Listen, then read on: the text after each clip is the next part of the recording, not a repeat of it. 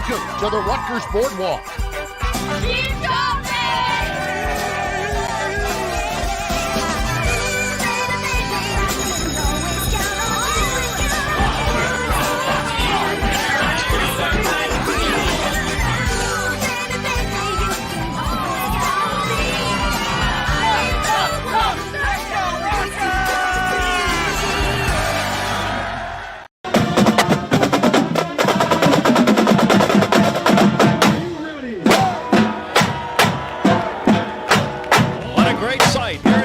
The home of Rutgers football.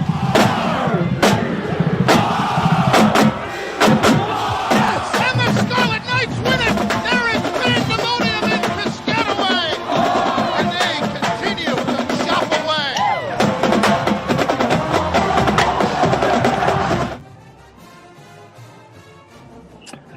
Welcome, everybody. It is Chop Weekly returning after the bye week. Thanks so much for joining us. I'm Chris Carlin, along with Rutgers Hall of Famer Eric LeGrand, who joins us as well. Rutgers getting ready for homecoming this week as they will take on the Indiana Hoosier Scarlet Knights off the bye at 3-3. Eric, good afternoon. How are you, bud?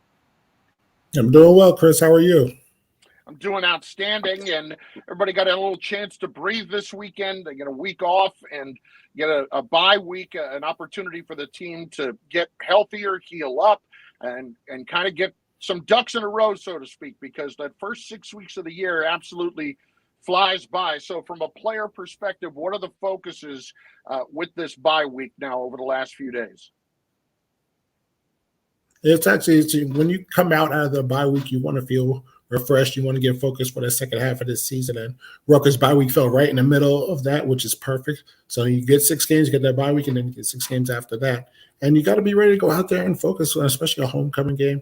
You want to be able to have the right mindset. When you go on a bye week, you want to make sure you obviously heal yourself physically, but mentally too, from just the exhaustion of going to football practice, the schoolwork, and things of that nature. So now that you can get your focus back to what you need to do after maybe getting to go home for a few days, that's how you really be able to come back now and put that laser focus towards the rest of the season. But all starts on Saturday. Well, as we said, Rutgers facing Indiana this coming Saturday. The Hoosiers sitting right now at 2-3 on the year, at 3-4 on the year.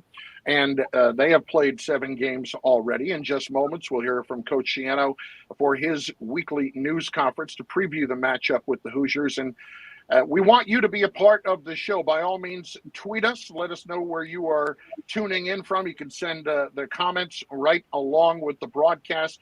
As you see Nick Zimmer checking in, by all means, send us your comments, and we will make them a part of the program. And the big news coming out of the bye week, Eric, happened last Monday. You heard from Coach SCHIANO at the time, and you knew that it was a difficult decision for him to make, but he has effectively let Sean Gleason go, the offensive coordinator for Rutgers over the last 2.5 years. And Nunzio Campanelli will move over from tight ends coach and be the interim offensive coordinator for Rutgers. Nunzio, of course, was the interim head coach after Chris Ash was cut loose a few years ago, and he did a fine job in filling in there. And Nunzio's an offensive guy, Eric.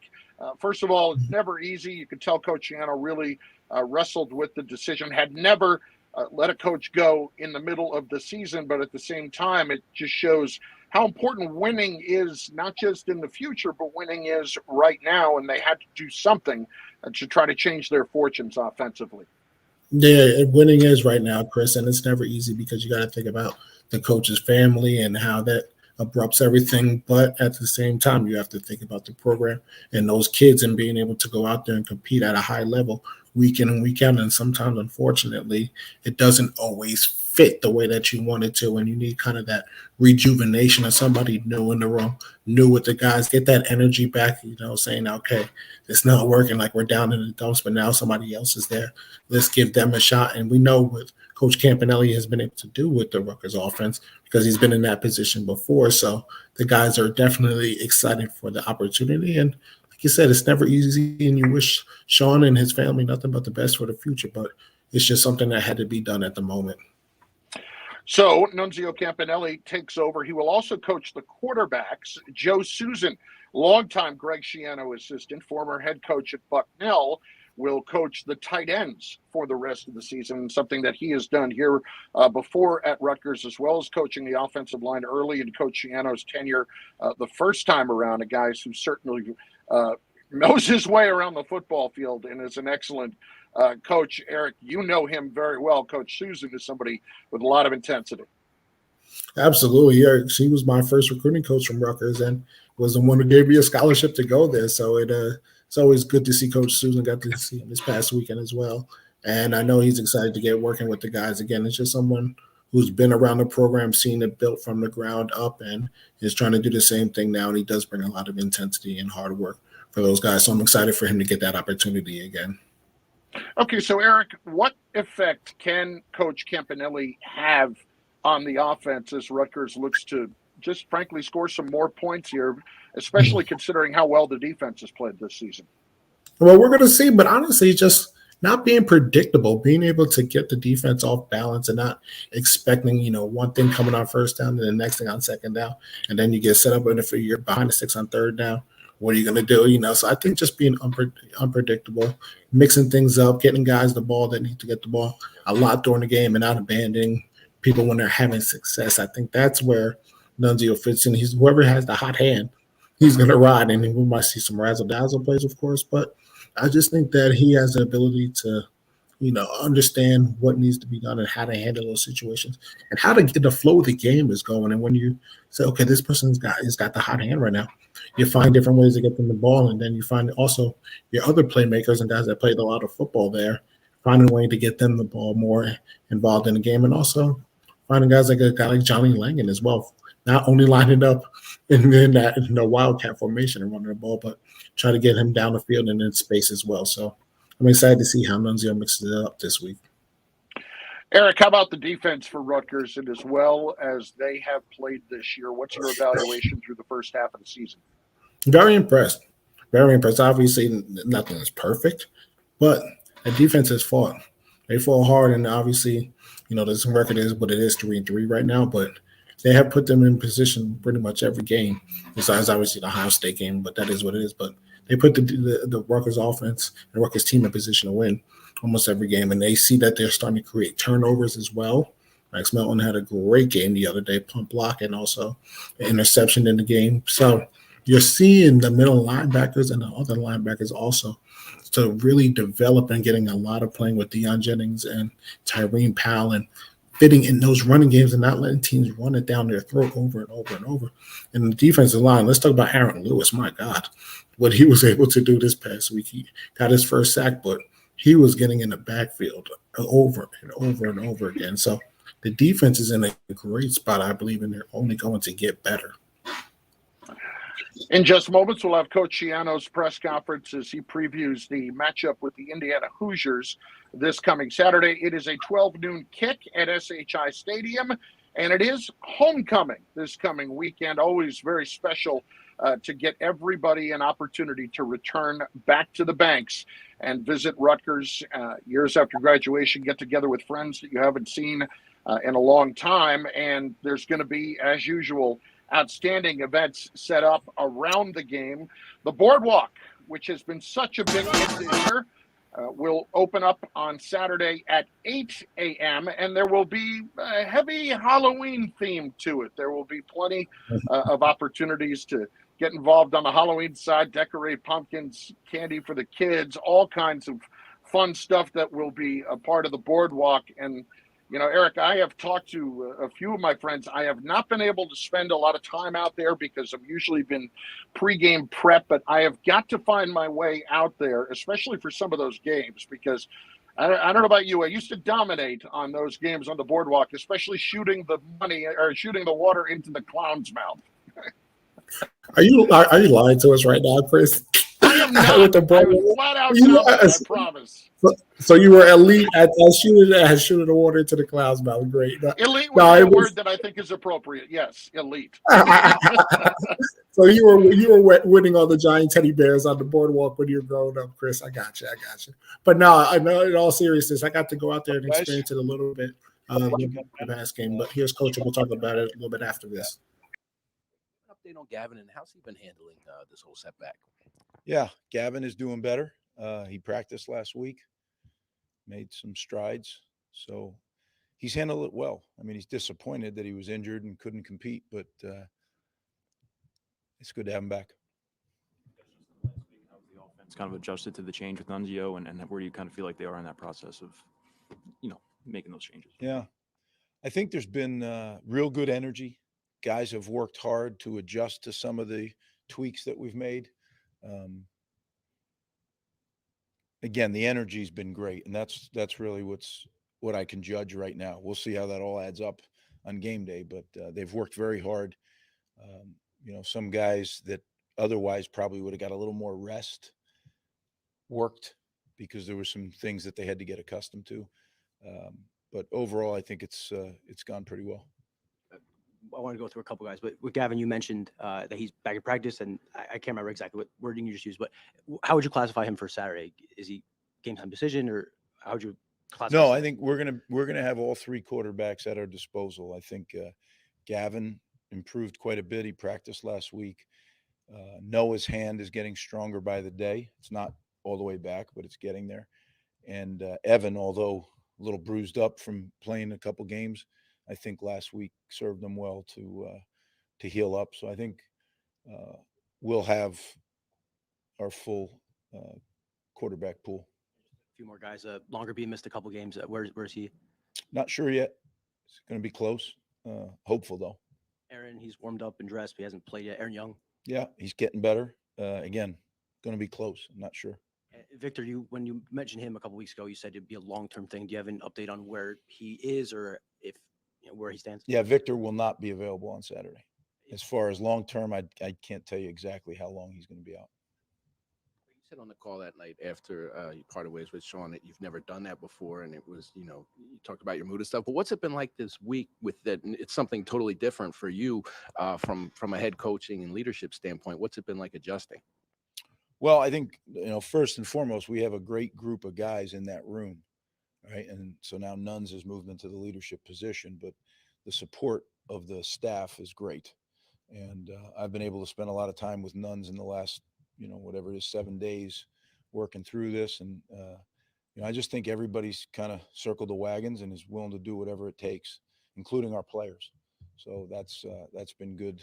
And, our defense is playing really well right now. Top 20 in a lot of categories and doing a great job. And I think the staff has done an incredible job of connecting with the guys. There's a great chemistry there. So hopefully we can kind of keep that rolling on defense. And as I said that, on Sunday night, and start to make offense a weapon that's similar to that. And, I think special teams, if we detail it just a little bit better, we can really be a force. We've done some good things, but then we've also made some mistakes that have hurt us. Balance, wanting to change, make some tweaks to the offense, but also it's midseason, so I'm assuming there's only so much you can do so that the players can execute it on the field. I mean, what's that kind of balance like of trying to make changes, but also doing it on the fly? Well, it's been, a huge area of conversation over the last 7 days. Exactly what you say. You start going down that rabbit hole, and there's a lot of things you might want to do, but it's one thing saying it, it's another thing doing it. And without repetition, football's a game of repetition. So you have to be really careful. You try to do as much same as, or very similar to, and then they can kind of connect the two things. But again, we need to get the offensive unit playing as a unit and more precise. And I think we can make some hay by doing those two things. With the change in offensive coordinator, is the quarterback rotation still a possibility? Are you guys scrapping that? Just where's that stand? Well, whatever, it's the same every week. Whatever it takes to win the game. And certainly I don't claim to, have all the answers. So sometimes what we think is the best thing to win the game may not be. But, we spend 18 hours a day trying to figure that out. And we're going to do whatever it takes. So but we'll see. To that end, you've often used that phrase, whatever it takes to win, give us the best chance to win.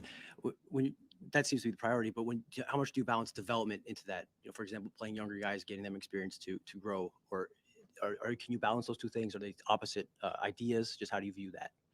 I look at it like this, we develop talent and we play production. So when a guy produces, it's my obligation to our players, to our coaches, to our fans to play the guys that give us the best chance to win. There's not one guy here who's, hey, let's make sure we're good in 25. Nobody cares about 20, care about right now. And I'm right there with them. So that whole development stuff, we practice a lot, and we have spring practice and training camp, and we can develop talent. We've proven that over the years. But you got to play production, in my opinion. So who do we think is going to produce, or who has produced? That's what factors into giving us the best chance to win. Greg, you elevated Joe Susan to tight ends coach. Just talk about that move and what he brings to the table. Yeah, Joe has coached tight ends here for us. And Joe's coached a lot of positions. He's been a coordinator. He's coached the O-line, tight ends. There's probably nothing on offense that Joe hasn't coached. So he's a very seasoned coach. And I think kind of comes into the room and brings a great deal of background, to add to conversations. And he's done that in the past week. I think has added some things. Now, it takes away from some things that he was doing for me as the special assistant to the head coach. So we've had to, there's never any move that doesn't have trickle down effects. And so that's something that we've also been adjusting to that isn't maybe in the limelight, but is certainly important to the overall operation of our program. Christian Izzian's obviously he's been productive in the past, but do you see anything different from him this year in terms of being able to play at a high level this consistently, game in and game out? Well, I think a couple things. Number one, he came into this season healthy. It wasn't talked about a lot, but last year he came into the season not healthy. All summer, all training camp, and he battled through. It seemed like he battled the whole season with different injuries, different things that didn't keep him from playing, but kept him from playing his best. Number one, I think he feels much better physically. And number two, again, I talk about that chemistry that we have going on that defensive side of the ball. I think he's just a part of that, a big part of that, and playing at a high level. Greg, 3-3 at the bye week, halfway through the season. Bowl game was a goal entering the year. Do you feel like you're still on pace, on track to achieve that goal? Yeah, I'm not really concerned with that right now. What I'm concerned about is being 1-0 after Saturday's game. We have an opportunity, but I've often said to our team, and have said here, right, there's no such thing as missed opportunities because someone always takes it. And that's one of the things that we're learning to do, is to be able to reach up and grab an opportunity and take it. So here's an opportunity. And guys have worked awful hard, but that is an old saying that I say, don't confuse activity with achievement. Right? We can work as hard as we want, but you get evaluated on those 12 Saturdays or those 12 games each year. And if you do it well enough, you get a 13th, and that's what you're referencing. Yeah, I think that right now we got to go 1-0. What do you see out of Indiana team, and talk about what they bring? Say that again. The Indiana team. What do you see in them, and just talk a little bit about your opponents? Yeah, it's a good question, since we have a game this week against Indiana, right? We haven't talked about them at all. Couple things. Number one, offensively, they're the fastest tempo team in the country. They run more plays than any other team in the country. So we are going to have to get back, get aligned, get the call, and get our cleats in the ground, because otherwise they catch you off balance. And they've done that to several people. Oftentimes the film isn't ready to go. They go so fast. Literally, they want to snap it with 32 seconds on the clock. So to be able to run more plays than any team in America, that says something. I think they can throw the ball around pretty good. And then they get you on some run things that you're not, maybe your feet aren't quite set, and they catch you, and they've clipped off some good ones. Defensively, Coach Allen is a tremendous defensive coach. I followed him when he was an assistant and a defensive coordinator. They play really, really hard. I've read where they're concerned about their tackling, but I look at them and they're a very physical team. And I know when it's your team, you look at the issues differently. I think they're going to get sounds like they're going to get, they have two guys that were, all Big Ten level performers. It sounds like they're getting one of them back in the secondary. It sounds like the linebacker will not be able to play, just by my reading into it. They're a good defensive team. They play a lot of people. They rotate up front. They do some things that are unique in the coverage structure that they run. And it's all sound. It's just not stuff you see every week. So really, not the best when you change offensive coordinators, to add another variable in a different coverage structure. But, you don't get to pick your circumstances. You just have to be able to adapt to them. So that's what we'll do. On special teams, I think they're good. They get after it. They play really hard on special teams. And they know what they want to do on special teams. Sometimes you throw the tape on and you just can't really figure out what a team's doing. So that usually means they don't know they don't really know what they want to be. When you throw their special teams on, it is clear what they want to do, how they want to do it. They're very committed to their principles in special teams, and they play good players on special teams. So that'll be a challenge. It'll be two teams, I think, that are going to play really, really hard. And, for our guys, we've had some great environments. Unfortunately, we haven't been able to give our fans a win, but now it's homecoming. So it'll be another great environment with a lot of alums coming back. So it's a great opportunity. Again, someone's going to grab it, and we're hoping it's us. Just going back to the defense, is there anything stood out about the way that Joe Harasimiak communicates his game plan, teaches it? I mean, anything from that end that kind of impressed you the most? Yeah, I think Joe's an excellent football coach, excellent communicator, connector. I think the whole defensive staff is. I think that's what makes that chemistry special. If it's one guy, it's hard. But I think Joe sets the tone for that room.